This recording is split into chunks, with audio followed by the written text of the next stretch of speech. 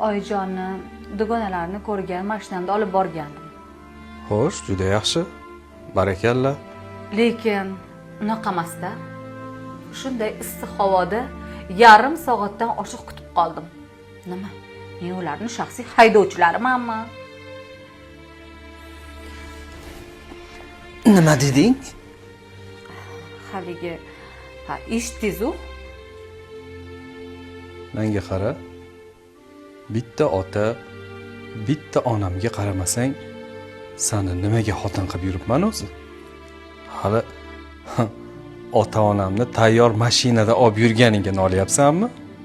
Kerak bo'lsa o'sha oftobda jizg'anak bo'lib kuyib ketgan taqdiringda ham bu gapni umuman menga aytishing kerak emasdi. Tushunyapsanmi? Nima qilay? Jahlim chiqib ketdi-da.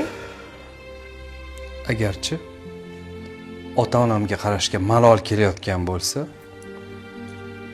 yaxshi.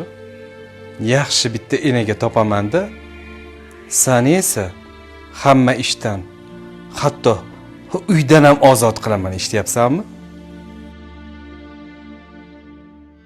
Tushunding-a? Agar yana bir marta shu gapni eshitsam sendan, seni umuman ogohlantirmasdan haydayman.